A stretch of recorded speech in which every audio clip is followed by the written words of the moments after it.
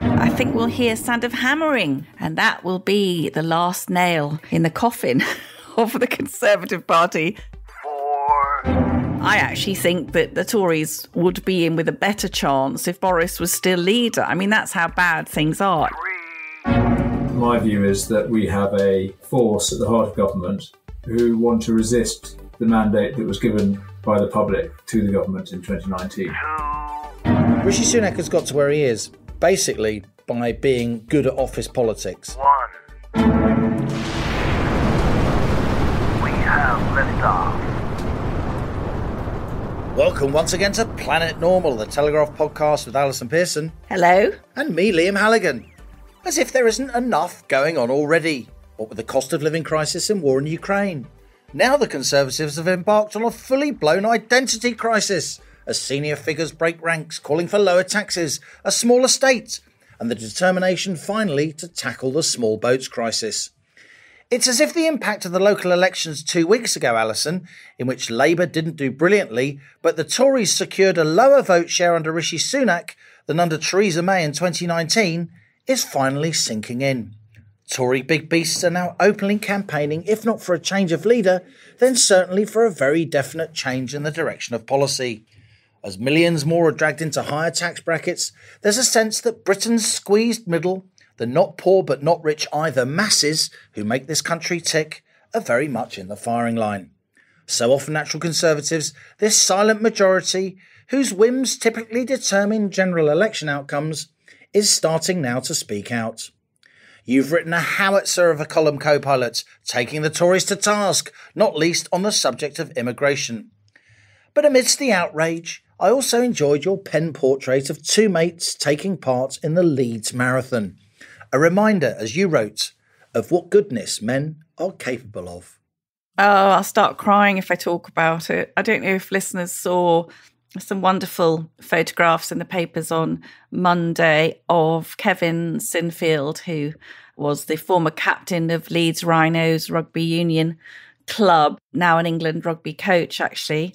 And Kevin was running the Rob Burrow Leeds Marathon, named for the guy he was pushing around in a specially adapted wheelchair. Rob Burrow was the scrum half when Kevin was the skipper of Leeds Rhinos. So they played together very successfully for many years. And very sadly, in 2019, Rob was diagnosed with the horrible motor neuron disease. And since then, Kevin has been running almost constantly as if to get the rage and anguish out of his system. I think that his best mate has been subjected to this cruel fate. I think I described it, Liam, as one of the best kind of goal kicks against a cruel fate. Anyway, wonderful pictures of Kevin Sinfield taking Rob Burrow out of his wheelchair and carrying him across the finishing line. I think everybody was extremely moved by that. And I think that at a time when friendship and brotherhood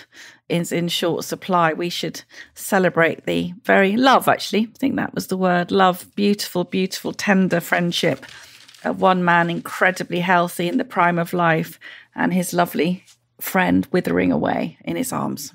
I thought it was beautifully written, Alison. I found that footage extremely moving as well. The way Kevin Sinfield scooped up in his huge arms his mate Rob Burrow, both of them, of course, world-class athletes in their time, and carried him across the finishing line. I think we can safely say now, without wishing to be too cynical, that Kevin Sinfield, England defence coach, is now officially your new crush. He can carry me across the finishing line anytime, I tell you. No, it's absolutely wonderful. And of course, particularly cheering when not much brotherhood going on in the government at the moment. In fact, I think fratricide is on the menu, co-pilot. What do you think? I think so, Alison. I mean, maybe we were a bit slow off the mark last week. Surely not. I mean, obviously I had better predictive powers than you when it came to that. I wasn't going to mention it, but to your credit, you said that you think Rishi's got no hope. And I said, and some listeners have reprimanded me for it, that even though I didn't like the direction of his policy, which I don't, I do think the Tories could recover. That doesn't mean I back the direction of his policy, I repeat. But I think what's happened since then is that the scale of the Tories' failure at the local elections in England. And of course, we've still got Northern Ireland to come. Those elections in Northern Ireland, local elections, are being run on Thursday, the day the Planet Normal is released, the 18th of May. So we need to be a little bit careful about what we say in terms of representation of the People's Act and so on. But I think since those local elections in England, the scale to which the Tories failed, getting less vote share than under Theresa May even, the local elections which did for Theresa May, finally forced her out, albeit amidst a Brexit psychodrama. Yeah. You are now getting really big Tory beasts, as I said at the beginning, speaking out. You've interviewed one for today's episode, which we'll hear from soon. But what do you make of almost open defiance of government policy, even by cabinet ministers at these sort of various Tory public think-ins that have been going on earlier this week? I think there's definitely a split now, slightly akin to the Labour Party split. We've got the sort of Jeremy Hunt, immigration is fantastic because it'll boost my dreadful GDP numbers. Never mind about the impact on public services or communities. It's all grist to the globalist mill. And interestingly, we've seen two major Tory gatherings this week. They looked quite a lot like party conferences, to be honest. So we had the National Conservatism Conference in London. Now, this is quite an interesting group. It has its origins, sort of brainchild of an American-Israeli writer called Yoram Hazony, I think. And it's basically attached to this sort of idea that the nation is a core component of conservatism.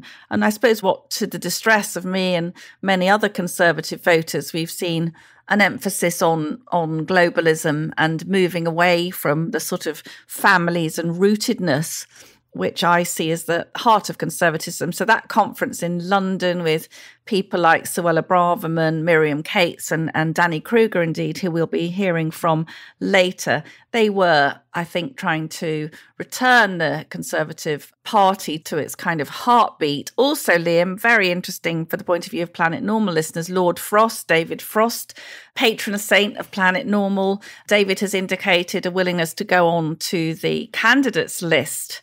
And if they give him a safe Tory seat, if indeed there is such a thing as a safe Tory seat in the United Kingdom, I'm not convinced there is.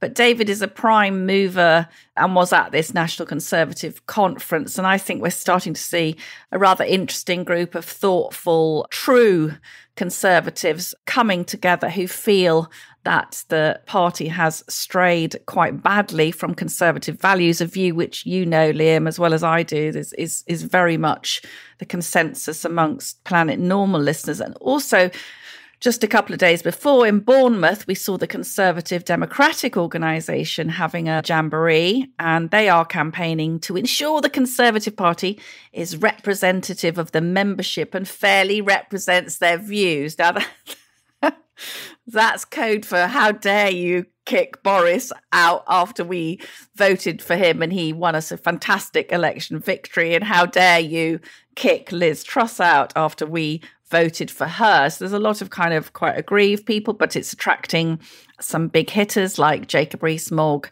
and Priti Patel. So they would be, I suppose, seen on the further right shores of the party. But I do think this is all happening. They would deny it strenuously, but being seen, having an eye on electoral defeat in 2024 and who's going to come forward out of that sort of maelstrom. Are we going to have a Conservative Party? Is there going to be a new party? So I do think now we're starting to see the beginnings of the battle for the soul of the Conservative Party. And for me, the big thing of the week, which I, as you say, blasted about in my Telegraph column, was immigration. Because this time next week, Thursday, next week, I think we'll hear sound of hammering, co-pilot. And that will be the last nail in the coffin of the Conservative Party when immigration figures, net immigration figures, are predicted to be somewhere between 770,000 and 970,000. And if you bear in mind, ladies and gentlemen, that they never in the Tony Blair era got higher than 275,000. This does feel like a big moment for the Conservative Party. Interestingly, a distinction I tried to make at the top, I think is important, is no one's openly agitating for another leadership election. I think even the most aggrieved members of the Tory backbenches who have attended both these sort of renegade conferences, even they aren't talking about, submitting letters to Sir Graham Brady or the successor to Sir Graham Brady to have another leadership election. I think they've basically resigned themselves to the fact that Sunak is going to lead them into the next election, because to have another change at the top would look to the rest of the country as just insane, however well reasoned it was within the minds of the Conservative Parliamentary Party. So I do think they're going to go with Sunak. But what I think they're trying to do is not change the leader, but change the policy direction by scaring the Prime Minister into making some big moves and going against his instincts to be a kind of consensual, feather smoothing, institutional type person. Rishi Sunak has got to where he is basically by being good at office politics, by not unduly upsetting people through the institutions, whether it's a big public school or investment bank or whatever it is. But the question now is he a leader? Is he willing to shape those institutions, bending them to his own will, be it Downing Street, the Treasury, the civil service as a whole? And you get the feeling that he isn't. And that's what really irks a lot of Conservatives on the backbenches, and indeed quite a lot of the country. And I would say a lot of the swing voters that I was talking about at the top of this show, because they do feel a period of grown-up leadership is now required to lead Britain to a better place, a bit like it was required in the late 70s and the early 80s. What with the cost of living crisis, what with inflation still hanging around for a long time, what with our institutions being challenged. And we've been talking about the parallels between that period and now, Alison, haven't we, for months and months and months. So it's interesting to me how Rishi Sunak is going to respond to these calls. These aren't calls from the wilderness. These aren't people, still in the jungle 10 years after the Vietnam War has ended. These are pretty mainstream Conservative people. They'll be dismissed by a lot of the media class as far right, which is absolutely preposterous thing to say. That undermines what people on the far right really are, how egregious they are. These people, on the right, the Conservative Party, aren't far right. They speak for millions and millions of people. They speak for small business owners. They speak for hardworking families who are striving to do well. They speak for a lot of the people who get up early in the morning, day in, day out, and make Britain work. And how Rishi Sunak responds to these challenges is really going to shape, I think, his premiership and the future trajectory of this country. A cabinet minister told me quite recently that in their view, Rishi Sunak has what was described as a glass jaw. He isn't very good at taking criticism. He isn't very good at taking challenges to his authority. This is clearly a challenge to his authority, this kind of double conference onslaught. It isn't a coincidence that these conferences are pretty much at the same time. Cabinet ministers were speaking at these conferences, not least like Michael Gove, keeping his options open as ever, as well as many, until very recently, cabinet ministers who are meant to be mainstream Conservatives, some of whom you've mentioned. So how is Rishi going to respond to this? That's the really interesting thing to me. And if he was a shrewd politician, he would understand where a lot of these people are coming from and give them at least some indication that he's listening. Yes, but he hasn't got time to respond. He can make all the noises he likes, but this figure next Thursday, if it's, the vast net immigration figure, this is an epic betrayal of millions of voters. The 2019 Tory manifesto said it would be getting immigration down. I mean, the rate of it, the scale of it is completely outrageous. It's not down to the tens of thousands, it's down to the hundreds of thousands. It's under 1 million. And there's been huge cynicism. I mean, I know all these. I actually think that the Tories would be in with a better chance if Boris was still leader. I mean, that's how bad things are. At least he's got some oomph. But what Boris fans forget, conveniently, is that Boris was extremely liberal on immigration and some of the relaxing. So we were supposed to have, after Brexit, Liam, you'll cast your mind back now, we were promised quite a tough Australian-style points-based system. So we would be letting into the country the high-skilled people that we needed needed for particular sectors. And what's happened is that the criteria have been diluted and diluted to the point it's absolutely ludicrous. It was supposed to be a minimum salary of 26,000. I think in some cases it's now a salary of 20,000. Way below the average wage. Way below the average wage. Yeah. I'm not even going to say it, but they are extracting the urine on a big scale here. And this is bad faith towards the British people. It's completely outrageous. And as we've said ad nauseum on Planet Normal, at a time when public services are struggling to provide any kind of response for the people who are living here already. Now, just quickly, some Velma stats, which I know Planet Normal listeners always rely on. You're going to make your noise. Got my specs on.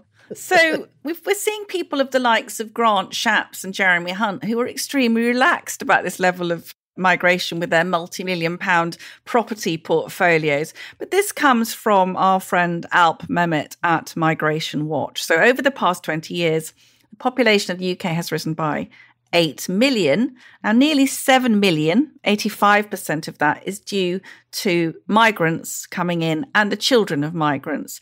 And this population explosion happened, Liam, listen to this, you're good at this maths, okay? That population explosion happened with net migration of about 245,000 per annum.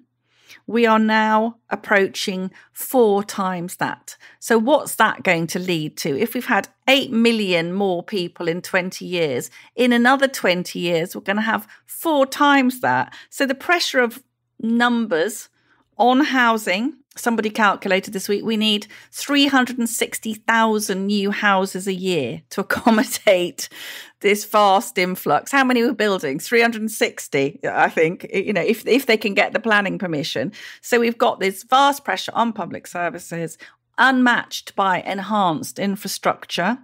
And I think we are rapidly, going to turn into the kind of failed state that many of these migrants are trying to escape. I agree with you that immigration is very much a touchstone issue, and I fully agree that unless a government is seen to have control over immigration, then more extreme political forces come to the fore and grab mainstream votes, and that's a very dangerous place to be. And clearly the British government has now lost control of immigration. I think there are special factors that are driving the numbers for this latest year, not least the number of people we've let in from Hong Kong. There's been no resistance to that at all. And Ukraine, of course. And then indeed, of course, Ukraine. And again, that's been broadly supported. But the government could use this number, this really high number, to its advantage, saying, you see, this is what we're talking about. This is why we've been talking about changing the ECHR.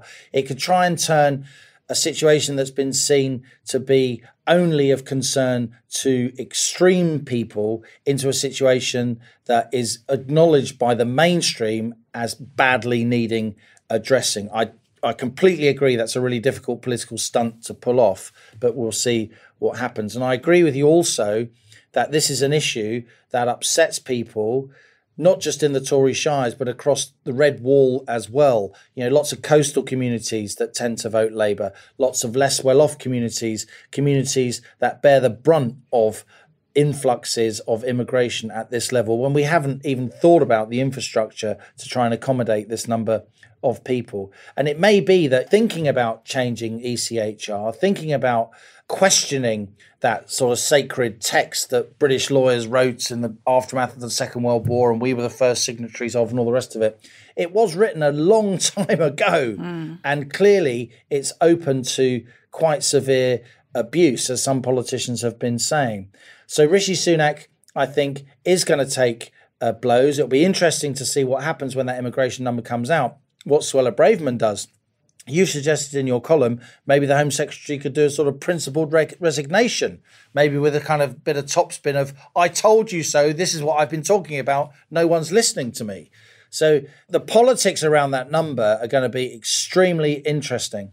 I think that the ECHR is one issue, particularly obviously for stopping the small boats, but These huge increases, Liam, these are being brought about by actual decisions taken by the Conservative government. They can't blame it on anyone else. They have the power to cut them drastically, these numbers, and they're choosing not to. And Suella Braverman made a really barnstorming speech this week at that National Conservatism conference, insisting that it wasn't xenophobic to say that mass and such rapid migration, we know it's not xenophobic to say that it's unsustainable, which I certainly think it is unsustainable, and that, you know, this drive towards multiculturalism, just done on the off chance, is a potential recipe for community disaster. Now, Suella Braverman, apparently, we learnt yesterday, had put 4 or 5 very sensible immigration reforms forward.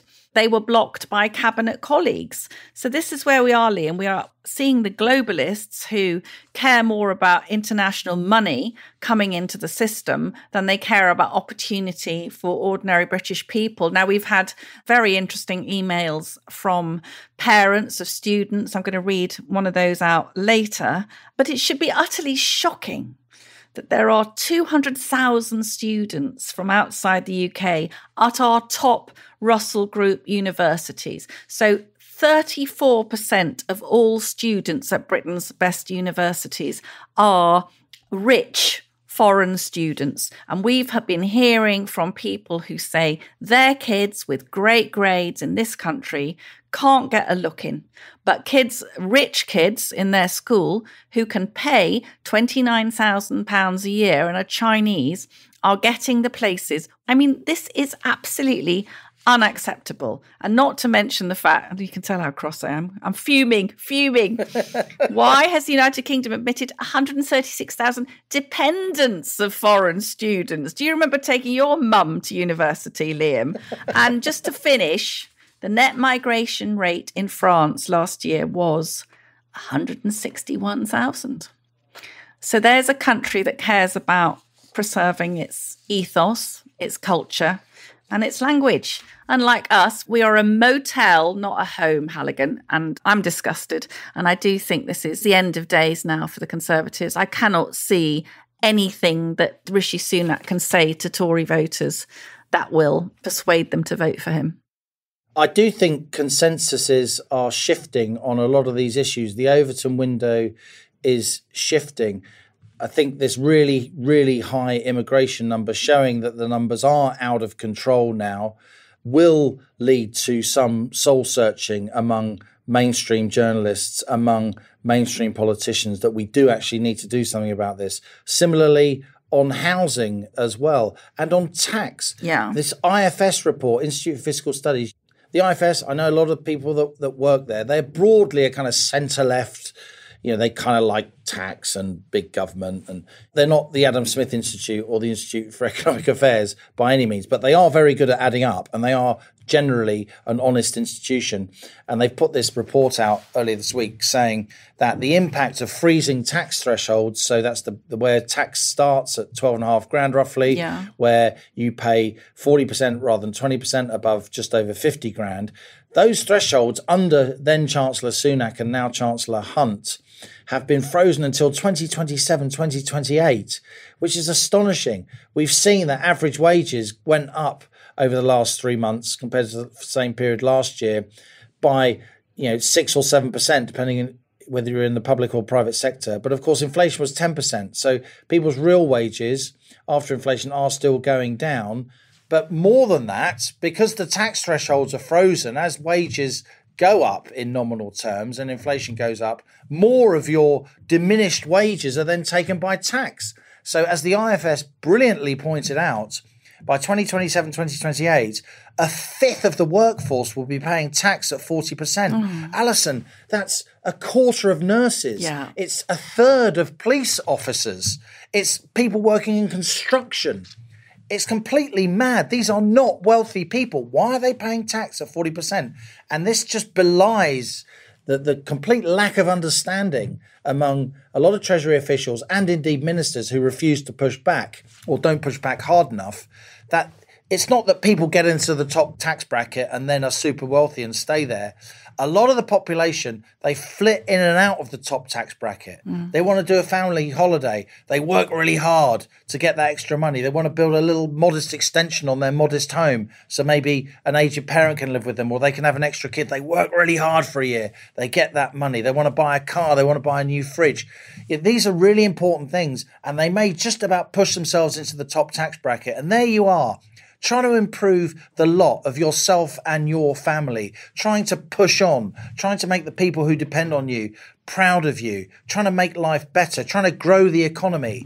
And for every extra pound you earn by making that huge effort, the state takes 40% plus 11, 12% national insurance, more than half. Bang! At 50 grand. You're not wealthy if you're earning 50 grand at all. Even outside of London and the southeast, that is not a huge wage. And why, oh why, are the Tories introducing this massive stealth tax? Again, an incredible IFS number. Because it's the IFS, it can't be challenged in terms of the quality of the calculations.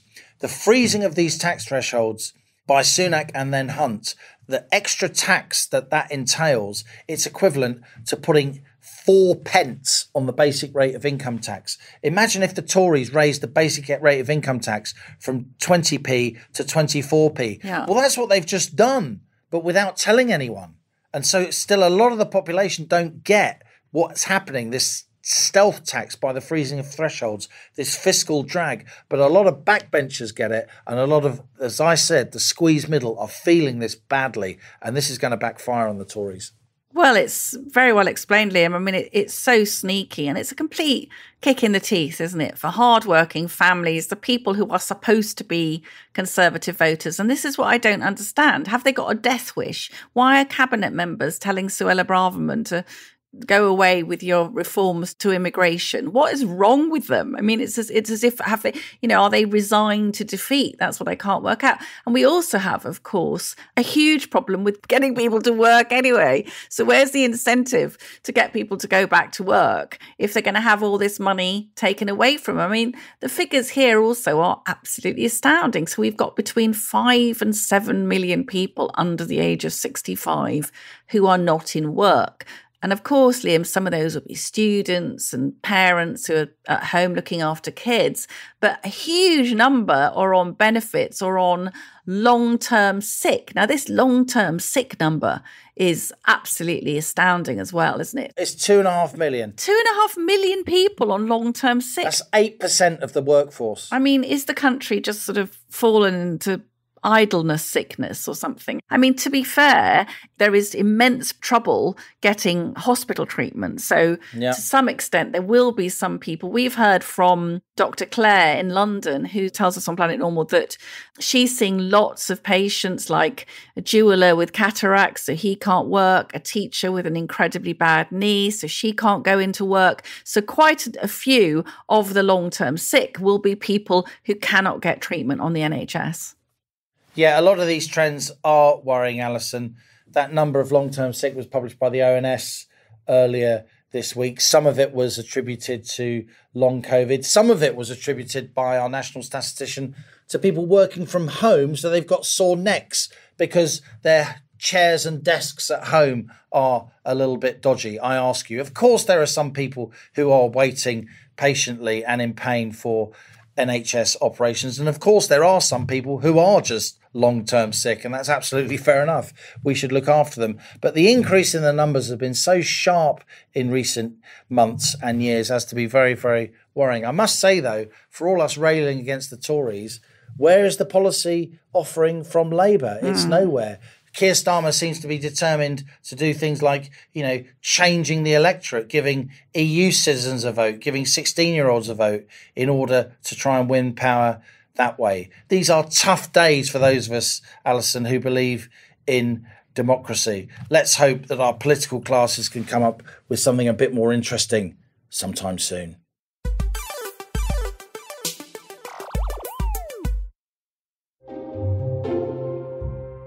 I do apologise for interrupting your podcast listening, but I wanted to pop in to tell you about another Telegraph podcast, mine.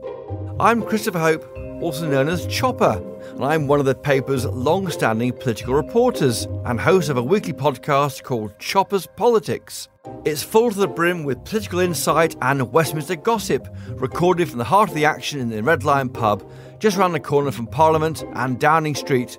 Each episode I chat to the movers and shakers in British politics.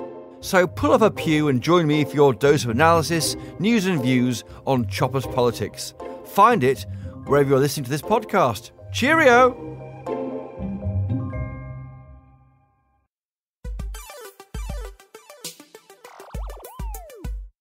Stepping aboard the rocket this week is one of our bravest, most principled and thoughtful members of Parliament. Danny Kruger has been Tory MP for Devizes in Wiltshire since 2019. After university, Danny worked at the Centre for Policy Studies think tank, then becoming a policy advisor for the Conservative Party, as well as being a leader writer for the Daily Telegraph. Danny became David Cameron's chief speechwriter in 2006, allegedly coining the Hug a Hoodie line. He left Downing Street to work full-time at a terrific youth crime prevention charity that he co-founded called Only Connect.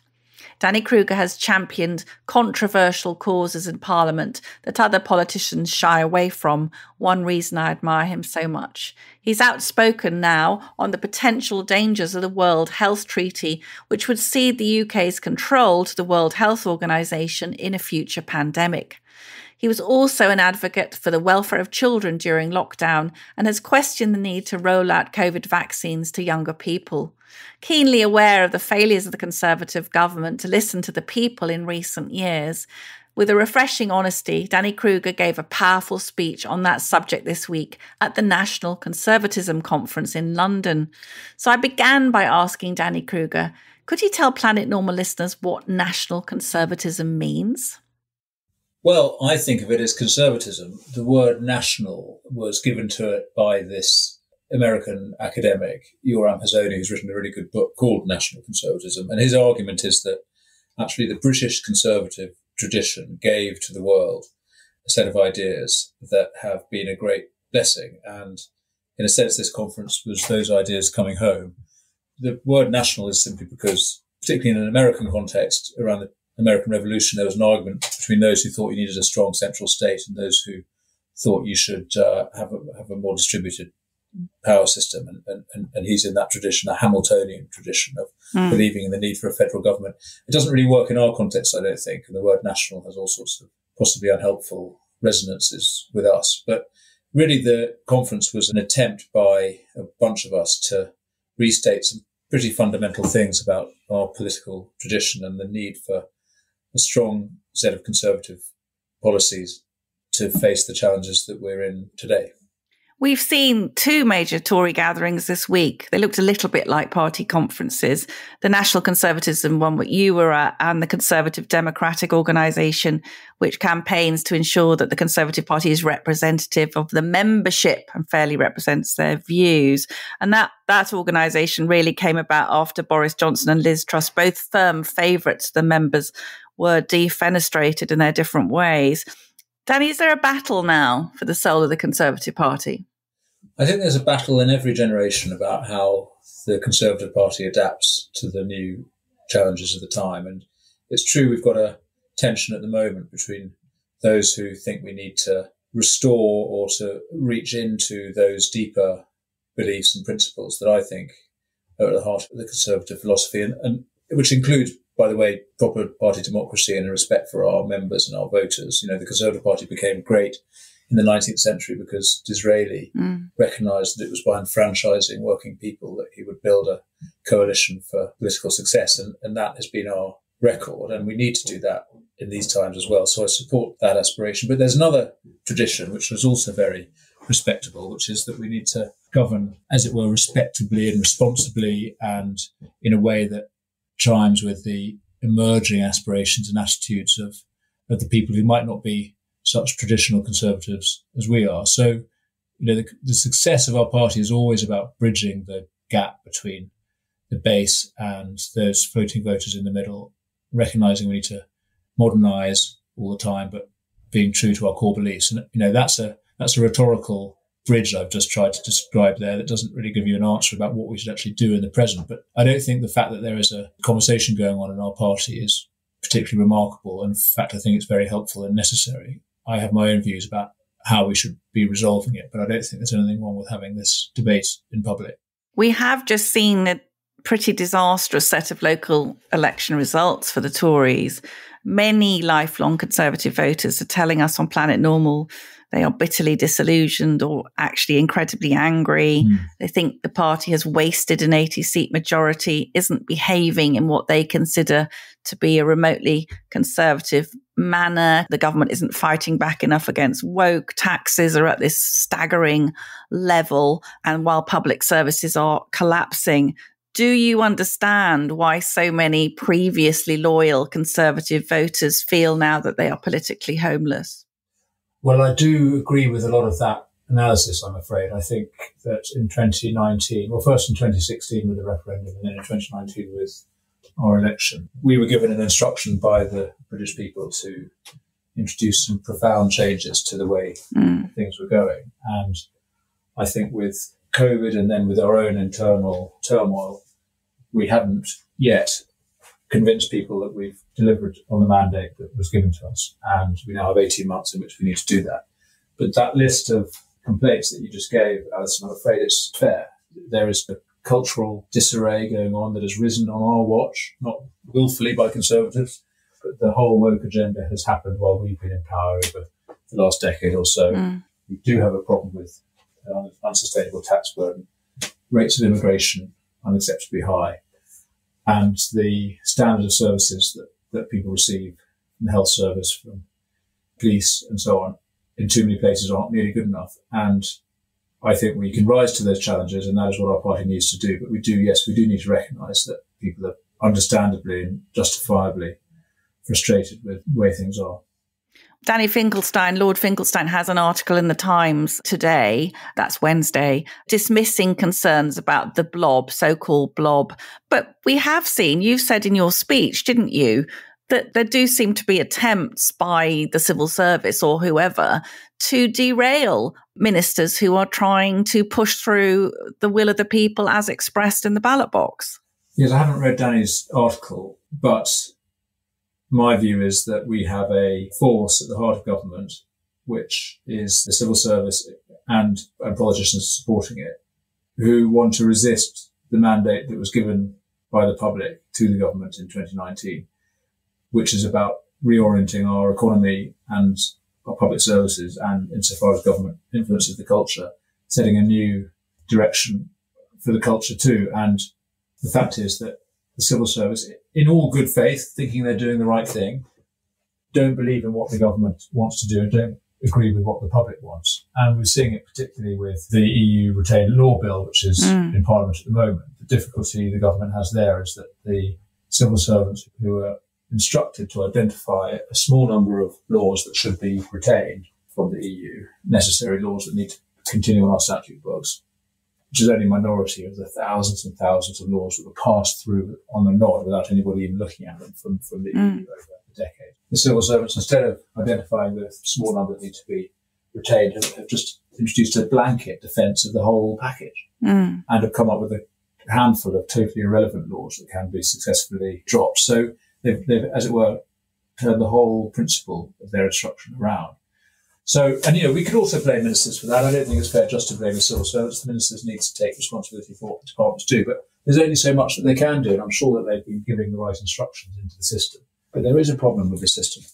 It's been said by certain people in the government that it wasn't to do with obstruction. Are you saying that the civil servants basically didn't want to do that, to get rid of those EU retained laws? Yes, the impression I have is that the civil servants didn't agree with the expectation. I mean, it might not have been particularly ideological, although I suspect there is an ideological bias there. It's because it involved a lot of complicated and difficult work. And again, perhaps the government's to blame for not adequately resourcing or mandating the system to go through the rule book, the European rule book, in the time they had. And ultimately, ministers are responsible. But really, I think that the reason the ministers have had the difficulty they've had is because they haven't had a bureaucracy which is willing to do the job that's been given to it. Danny, in your speech at the conference, you said, and I'm quoting, "Conservatism is grounded in a recognition of our responsibilities to each other. The Brexit vote and Boris Johnson's victory in 2019 were rejections of globalization, liberalization, and modernization. The progressive promise was abandoning the family and the neighborhood so we'd get richer. Now, I agree with you, but so tell me, how is a Conservative government permitting annual net immigration of up to 1 million people compatible with protecting British families and neighbourhoods from globalisation? Well, it's not. And we need to reverse the growth in migration very deliberately. Well, we'll see what the figures are. They might not be as high as 1 million, but even if they're half that, it's way too much. I mean, do remember we've taken in hundreds of thousands of people on humanitarian visas over the last year, Hong Kongers and Ukrainians. So I would take those out of the figures. I think it's right that we've done that. But it's still broken the promise in the 2019 Tory manifesto of bringing down immigration. That was what millions of people. That's right. That is our man. I mean, if there was any instruction the public gave through its votes over the last 5 or 7 years, it's been that they want immigration to come down. There's absolutely no question about what the public's view is on that. Both illegal migration, obviously, the outrage of the channel crossings, which the government is tackling, but more substantially, this unacceptable rate of illegal migration of people coming here on visas. Many of them students, many of them family members of students, many of them coming to take jobs that are actually pretty low paid and could be done by British workers. So we've absolutely got to honour our promise to the public to lower migration. And I understand conversations going on in government around that now.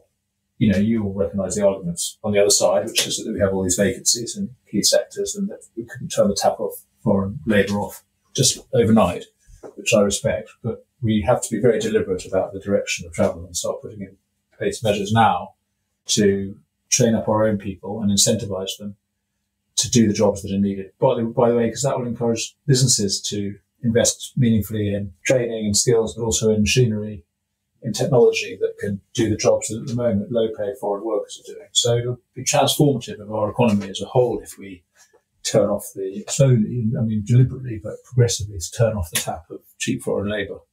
But you're talking about it in lovely moderate terms, but it is a kind of emergency, it seems to me, and it could be another nail in the Conservative coffin when the figures come out next Thursday. Now, Suella Braverman was very outspoken this week, saying that this incredibly high legal immigration had to come down because, of course, it's putting a burden on public services and poses a threat to the social cohesion, Danny, which you described very well. Yet now we hear that Suella Braverman's cabinet colleagues, some of them are opposing the perfectly sensible measures she is proposing to bring that huge number down. Now, I'm getting the feeling the Conservative government is divided over immigration. We seem to have people in the Treasury who are prepared to treat the British people as precisely the kind of alienated units that you rail against, yet those forces are at work in our own Chancellor of the Exchequer and Treasury, I think.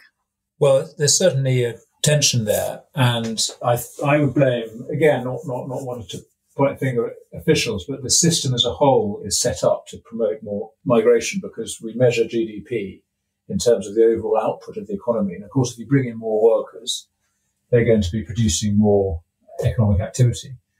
But the key metric should be GDP per head. How much is the population being benefited by economic growth? Yes. And of course, migration at the levels we've got, and particularly low-skilled migration, reduces GDP per head. It makes us each individually poorer, even if the country as a whole is getting richer, because the people who are coming in on a net basis are earning less, producing less per person. So we need to change the model, and then the Treasury will be incentivised. I think there's other things we can do, by the way. I think the Migration Advisory Committee, which advises the government on appropriate levels of migration. At the moment, it just looks at what the needs of the labour market are. Again, in quite a static way, rather than thinking how should we be incentivising training and improvements in productivity. Why doesn't it look at housing? Why doesn't it look at the pressure on public services? Why doesn't it look at our future pensions commitment?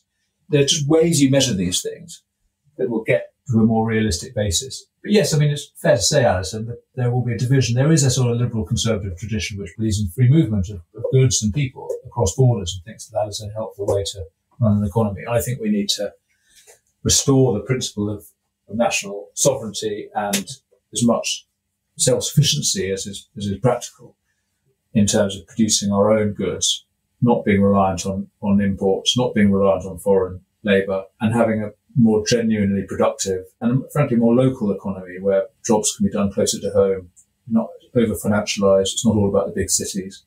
We need to restore the local basis of our economy, which gives the jobs that people want and enables them to have the lives that they want, which is investing in their families and their communities, rather than just commuting to a distant job. Danny, you're known as a firm Christian. People will have seen fantastic documentary you did with your mother, Prue Leith, and your varying views on assisted dying. Now, you said this week in your speech, quite controversially, about calling something the normative family, held together by marriage, by mother and father, sticking together for the sake of the children and the sake of their own parents and for the sake of themselves. This is the only possible basis for a safe and successful society. Now, number 10, distance itself from your remarks. How do you think those Christian views, do you think they are reconcilable with a modern society where we have very, very different family setups now? Well, absolutely. And I don't think you need to be a Christian to believe in what I call the normative model. And by normative, I don't mean the only model or the model that people should be required to adopt. The fact is, if you have a society that has sufficient numbers of marriages in it, then that society will be stronger. And there will be opportunities for people to have all sorts of different family models, all of which can be totally successful. We all know this from our own lives. I'm not so stupid or so unpleasant to suggest that only the straight married family is the place to bring children up. We all know very successful families that don't conform to that norm. But I do think that society has been built and can only really prosper if the basis of it is the principle that if you have children with somebody, the ideal is that you stick together with that person through the whole of your child's life. They're then brought up in a stable home. As I say, many, many occasions on which that isn't possible. In fact, it's not the right thing to do, particularly if there's abuse. But as a principle, as a model, it's the one that is the basis of a flourishing society. And I want to see more marriages and more stability. And I don't think it's right that we can just be neutral and say that it doesn't matter what kind of models of family that the government supports. It has to more or less take decisions. And at the moment, we incentivise family breakdown rather than family stability. So that's the point I was making. It's unfortunate that people deliberately misinterpret it as some sort of attack on people who live in different ways. You've recently spoken in Parliament about the World Health Treaty. This is causing, I have to say, a lot of alarm amongst those of us who were lockdown skeptics. The idea of this treaty, as I understand it, which the UK plans to sign, is to enhance global cooperation during another health emergency. That sounds great, Danny, but it would actually surrender the right for countries to act independently. Given that Sweden now looks justified in defying the international consensus, should the UK really be signing a treaty which might compel us to lock down again in the future? No, we absolutely shouldn't. And I've spoken about this in Parliament. I think the draft treaty and even more worryingly, the amendments to the international health regulations, which actually would give greater powers to the World Health Organization. These drafts are very, very worrying. I am confident that this country and others like the US aren't going to accept the treaty and the amendments as proposed, but we do need to make the case very forcibly that they should not. And crucially, my argument to the government is that they need to ensure that Parliament has a proper say over what we do. The great scandal of the COVID era wasn't just the mistakes that were made, because they were made in good faith, I believe. It was the fact that Parliament itself was sidelined and, in a sense, abandoned its own duty to hold the government to account. So This time round or next time, in preparation for the next time, because there'll be something, won't there, even if it's not a pandemic. There'll be a war or a financial crisis or technological disruption or something that will lead people to say we need a big global top-down government-led solution, and we should sacrifice liberty in order to ensure security. If we're going to take any steps in that direction, Parliament, again, it goes back to the point about national conservatism. It is nation states that have the sovereignty and the legitimacy to approve any restrictions of liberty. We cannot have these things imposed from beyond our shores, and we can't have government acting without parliamentary approval either.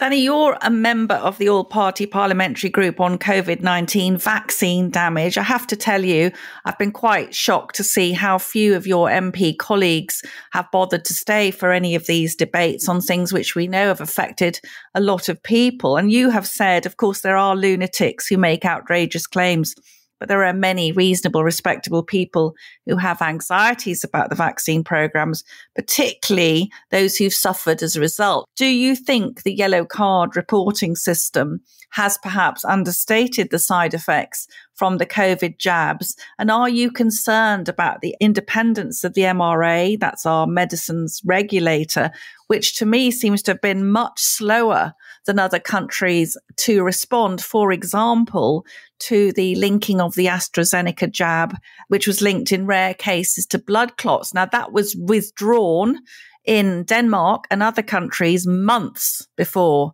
our regulator took action. So I do think the yellow card system underreports. In fact, I think the MHRA itself acknowledges that there's underreporting through the yellow card system. I think that the MHRA itself has a lot of questions to answer about the approval process for the vaccines and their response to stories of vaccine damage, which I recognise as well, and I think every MP does. And I share your concern that my colleagues are prepared to talk publicly about this. But we have questions to ask about how we regulate the development of new medicines, because the MHRA, rather like the World Health Organization, I'm afraid to say, is itself largely funded by the pharmaceutical industry, and therefore I think there are conflicts of interest there. Government is responsible for the vaccine payments system, which again is not working adequately. People are waiting far too long, and they have to meet a very high bar to get any sort of compensation or support. And my heart goes out to many people who write to me detailing the harm that's been done to them. Acknowledged harm. This isn't them being conspiracists. This is their doctors have confirmed that they've suffered the side effects of the vaccines. Not being treated well and not being compensated. So I think those practical questions really do need addressing. And more broadly on the vaccines, my great question is why we ever extended the rollout of the vaccines beyond the vulnerable, who it was originally intended for, and down the age range, including children. I think we do need to understand how it was that a treatment that was only intended for the elderly became a sort of almost compulsory measure for almost everybody. What's the answer, Danny? I mean, are we talking cock-up or conspiracy here? Because I spoke out against vaccinating children, which as far as I could see, had almost no benefit and a small risk, but some risk. We never, ever give treatments to people where the risk outweighs the benefit. And we certainly don't give it to children who were getting COVID and recovering mainly incredibly quickly. I was actually banned from Twitter for saying that children shouldn't be vaccinated. Yeah. What on earth was going on with this censorship of perfectly legitimate debate? I find it really alarming that happened in my country. So do I, Alison, and I share your concern. I think it's absolutely right that many, many people continue to talk about that episode and how it was that we allowed it. Cock-up or conspiracy? Well, I think it wasn't a cock-up in the sense that it was a deliberate set of decisions made by a large number of people. I've never believed that there was some sort of conspiracy in the sense of a group of people sitting at a hilltop in Switzerland cooking up a plan to depopulate the world or things like that. But what I think is that many, many people, millions of people, including most of us at the time, and certainly us MPs, found ourselves in agreement with each other. We followed the herd and interests were aligned. This is the issue, I think, around vaccination. Lots of very well-meaning, well-intentioned people trying to save lives, but they found that their interests, the interests of the pharmaceutical companies and of the government and of the media, all aligned around the idea that we needed to promote more and more of this solution. And it wasn't just the vaccines, it was the whole way we approached COVID, including mass lockdowns, the centralization of the response when we should have been doing everything much more locally, including the test and trace, including the support for the vulnerable. We should have trusted local communities much more than we did. But we centralised and bureaucratised and sort of dehumanised the response. And the vaccines then came on top of that as a sort of last expression of it, the idea that the government can roll out some big universal system on top of the country. And I think that was why it had its own compulsion. It went beyond just vaccinating the vulnerable, which you can understand the rationale for. And then it became this preventative measure for the whole country. And as you say, children for whom the benefit was absolutely nil. So I don't accept that there's some evil scheme. I don't think there are people acting in bad faith. People were trying to do their best. And the government was really, really working hard to try and save lives and protect the public. But I think we've got a lot to learn about how different interests aligned and how we all just went along with the plan because we thought we should. And we needed more dissenting voices, and yours was really important at the time, and others who now turn out to have been prophetic, who I think need recognition. Should we as a society be ashamed that we issued a mandate for care home workers to be vaccinated when there was no need for that mandate? Yes, we should. And I've publicly apologised for voting for that. That was my most shameful act in the whole episode. I was part of the little rebellion that stopped us extending that to health workers, if you remember. And in fact, the whole Plan B episode, if you remember. So we found our spine, but very late. And I regret particularly that. I would think we should be seeking to give them some redress for losing their jobs. Well, you have been distinguished as one of the braver MPs, and we're very grateful for that. Finally, Danny Kruger, on a personal note, we are huge fans on Planet Normal of your magnificent mother, Prue Leith. Yeah. Force of nature, force of everything. Yeah. I know that Prue voted leave, which made her almost unique in media and TV circles. Were you proud of her for making that public? Yeah, I am very proud of her. I mean, the great thing about my mum, and I think why she is so popular, this is my personal perspective, is that she's just herself on TV and off. You just get exactly the same person. So she's completely relaxed as a performer, and that authenticity comes through. Yeah. And she takes bold positions on things. I mean, she's often wrong. She's totally wrong about Sister dying. But she doesn't mind taking positions. She would have been a very good politician. She would have been really good in the job I do, I think. And I'm very, very proud of her. Danny Kruger, thanks so much for being our guest. Thank you, Alison. Well, I must say, Alison, Danny Kruger is a very thoughtful guy. He's a former political secretary to Boris Johnson, of course. He really is a link back to that administration. But he's very different from Boris Johnson. He's much more socially conservative in many ways, perhaps reflecting his upbringing in South Africa. But what really struck me, I think the headline out of that, is he seems to be coming to Kemi Badenoch's rescue, because she has been taking brickbats for retreating in the eyes of some Tory backbenchers when it comes to rescinding a lot of those EU laws. But here we have a consummate political insider, not somebody who shoots from the hip, somebody widely recognised as being very thoughtful, saying, indeed, it is Whitehall who have been putting the mockers on this. It's Danny Kruger versus the Blob. Yes, and that follows an article in the Times by Danny Finkelstein, Lord Finkelstein, vehemently asserting that, of course, it's not the Blob that's preventing any of this happening, but that's not what the other Danny Kruger says. And I thought that was very, very revealing. He said, basically, they don't want to do it, so they haven't done it. And I think that's very, very troubling for democracy. But I think Danny is, as you say, extremely thoughtful, very compassionate man, ran a youth charity, I think has this sort of compassionate conservatism running through him. And I'd be very keen to see him taking a leading role when whatever emerges from the burning ashes of the Conservative Party in 2024. It does make you wonder, doesn't it, if Rishi Sunak is going to change. Rishi Sunak cannot ignore Danny Kruger as some kind of mad and bad backbencher.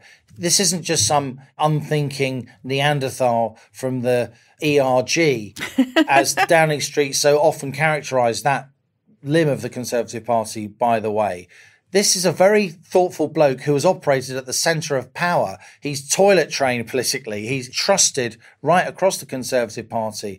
And for him to be positioning himself, not only going to this conference, but making a very eye-catching speech, and then, frankly, climbing aboard the rocket to Planet Normal, a podcast that's listened to assiduously across the Conservative Party, as indeed it's listened to across other parts of the political spectrum as well. This is quite a big move by somebody who totally understands how to make a splash and how to use the media. I thought his tones were measured. He wasn't engaging in hyperbole, but there were a lot of really quite pointed criticisms in what he said, particularly when it comes to why isn't the government pushing back more against a lot of these sort of culture war issues. I really believe this is Labour's Achilles heel. As a political analyst, I know so many people my age who are natural Labour voters who are absolutely incensed about a lot of the trans stuff, the culture war stuff, the cancelling people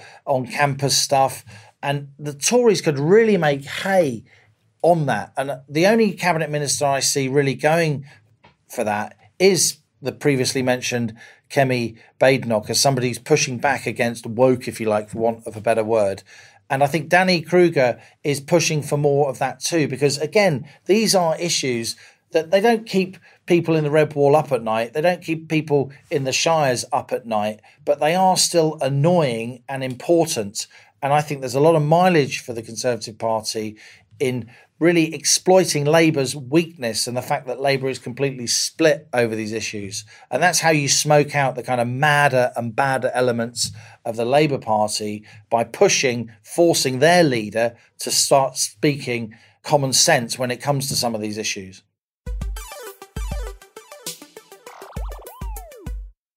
Now, on to our listener emails, the fantastic messages you send to planetnormal@telegraph.co.uk.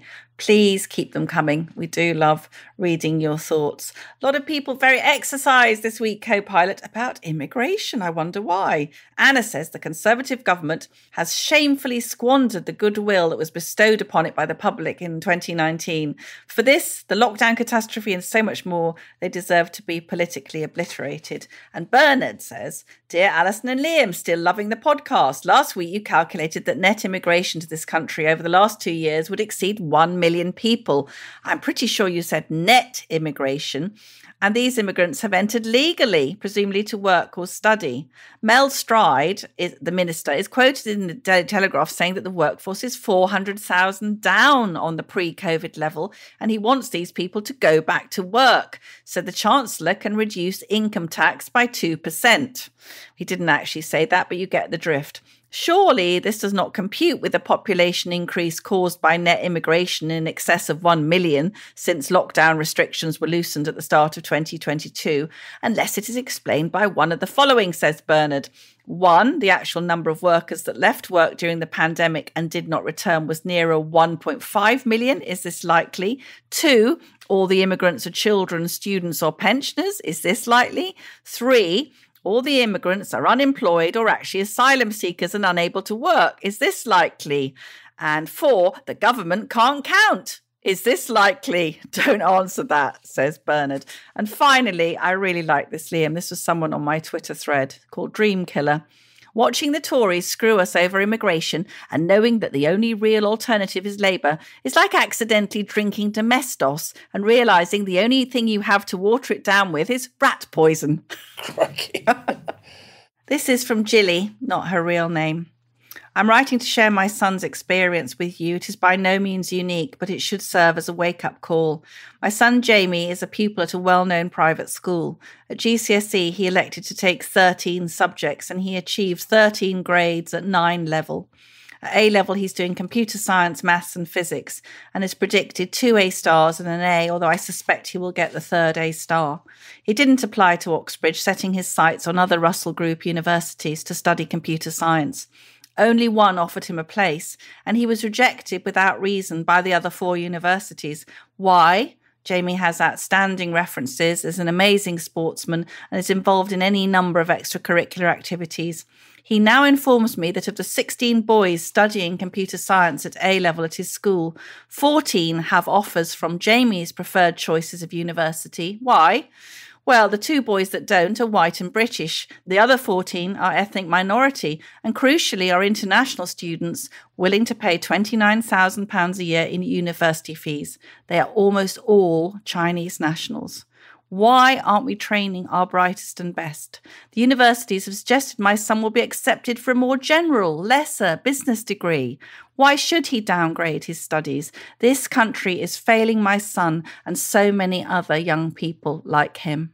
That's an astonishing email. Wow.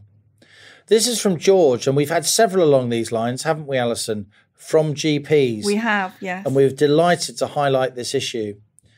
Dear Alison and Liam, I'm suggesting an easy way of relieving the GP shortage, says George. I retired after 40 years as a GP and my last surgery was in October 2019. My registration was reinstated by the GMC at the beginning of the COVID scare when I volunteered to work and is valid until this September. The only reason I retired was that I couldn't face my 5-yearly re-accreditation, the culmination of 5 annual appraisals, a fatuous method of control by the powers that be, involving reflection and ambition as well as the endorsements of 20 colleagues, as a difficult target as one's peers retire. There's no medical content other than recording that you've read a few journals. As a practice, we always relied on retired colleagues as locums, and a return to those halcyon days of exploiting experienced GPs would be a better cure for general practice than using students and other unqualified people. I still read journals and kept up to date, helped by my daughter being a GP, but am unemployed because of rules introduced by control-minded doctors who would rather dictate policy than practice medicine. Yours sincerely, George. Well, there's a policy suggestion, isn't there, Alison? Could do it tomorrow. We know this is because of, in the aftermath of Harold Shipman and all the rest of it. But the way to deal with those kind of situations isn't just more mindless admin. It seems crazy. We've had several emails along exactly those lines from GPs. Some of them say they'd go back to the local surgery tomorrow to work as a locum, but they cannot face this revalidation and crazy amounts of testimonials you have to provide. And one GP told us it was going to cost him £5,000. And we need GPs, Liam. I mean, this is so simple. And Rishi Sunak's response is what? Oh, let's get pharmacists to do GPs' jobs. How about getting retired GPs to do GPs' jobs? And this is from Dennis. Liam, you are completely and entirely wrong. Goodness me. God. Don't allow things like that to be said. Sunak is and will be a total and utter disaster if left in power, says Dennis. He and Johnson led the country to ruin after they spent £400 billion keeping the whole country in completely unnecessary lockdowns. Both of these are total egoists and are convinced they are born to rule. I am surprised that Alison allowed you to spout this nonsense. Dennis, I don't get any choice in what he spouts. The country and the Conservative Party need to elect a real Conservative, says Dennis, who has always believed in Brexit and who is not consumed in belief in himself. To me, John Redwood is a sane, pragmatic person that would be acceptable to the country at large. I'm not sure about that, Dennis, to be honest. If Labour and the other gang assume power, I'd strongly advise that you need your children to learn Mandarin. Gosh, Dennis is in a good mood. Best wishes, Dennis. Nigel says you are quite correct, Alison and Liam. There must be many of us doctors who would willingly return to NHS work were it not for the excessive cost and bureaucracy associated with revalidation. The problem is the bureaucratic mindset which would oppose any legislative change, even though it appears that rates of death in disease in the United Kingdom are highest in the developed nations. How can that attitude be changed, says Nigel. And on that bombshell with me bludgeoned by Dennis, that's it from Planet Normal for another week as we leave our sanctuary of sweet reason, our flying refuge of reasoned views. Email of the week. It's Alison's turn. Got to be Victoria. Fantastic email. Indeed, Victoria. Send us an email to planetnormal@telegraph.co.uk in the subject heading, put mug winner with your postal address, and a Planet Normal mug will wing its way to you. If you enjoy Planet Normal, and we certainly hope that you do, please leave us a rating and a review on Apple Podcasts or Spotify. It really helps others to find the podcast. So please go there and do that, because we love reading them. It cheers us up, doesn't it, Co-Pilot? It certainly does. And as we speed away from our beloved Planet Normal and the madness of Planet Earth comes back into view, thanks as ever to our producers, Isabel Bouchard, hooray! Elliot Lampett, hooray! Hooray! Cass Ho, hooray! Hooray! Louisa Wells, Hooray! Stay safe and in touch with us and with each other. Until next week, it's goodbye from me. And it's goodbye from him.